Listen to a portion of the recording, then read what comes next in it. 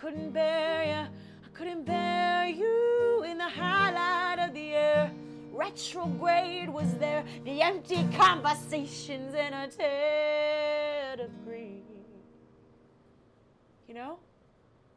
I always say that, you know? Like, do you get what I'm, like, did you catch that? And then I'm like, feel me. Just because I don't ever think I had real love. That makes sense. And no one else is gonna be there unless you wanna let them. True fact. So sailor outside, won't you lay down next to me while the silver dial is burning off all of my debris, and the fallen tree that you can't see, it talking sounds of color. You're orbiting round another with the same old songs, and then not another alien. For me, songwriting is just what I want to say so badly, but I never actually will. Leonard Cohen says a singer must die. This singer must die for the... And I think that sometimes a singer or a songwriter or an artist of any kind is gonna die anyway, you know? So it's like, let's write something that I really need to write. It's not, it's just like an urgency. It's yeah.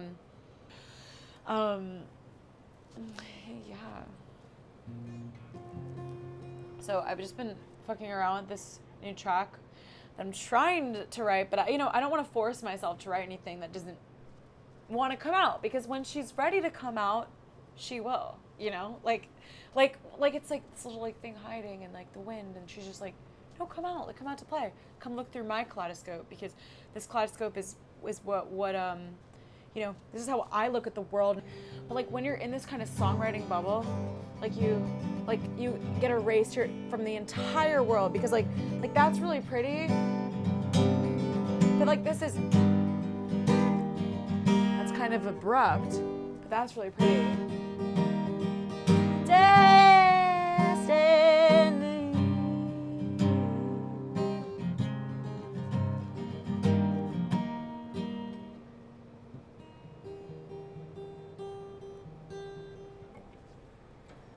I don't know, I just fall in love with the wrong people. And like, I hate that my music is about like just trying to pretend that you're not looking for it, or trying to pretend that it's gonna happen, or the poet, my themes are these dark places where the poet is thriving, and like it's a ruthless world, you know?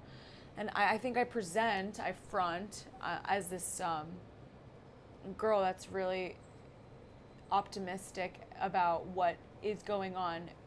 Mostly I'm just dissociated from it. I don't really know what's going on. I think that parts of my thoughts want to focus on things that aren't really that important, and that I know that aren't going to happen the way that I want them to happen. Basically, you know, so I write music about it because I want to cover up the stuff that's like, that's real. 2.5 years ago, my therapist that I was seeing for a while, she was like, you know, you're impulsive and stuff. I think you're bipolar. And I was like, why do you feel that way? I have like things that trigger me and things that don't trigger me. For me, my bipolarity is like situational based.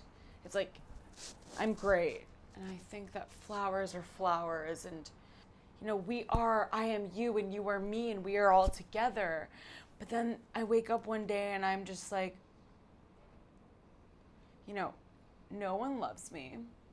I'm not good enough. Like the spiral thoughts that everybody has, that every single living person has. So it hurts me to think that I'm, diagnosed with this thing that everybody feels.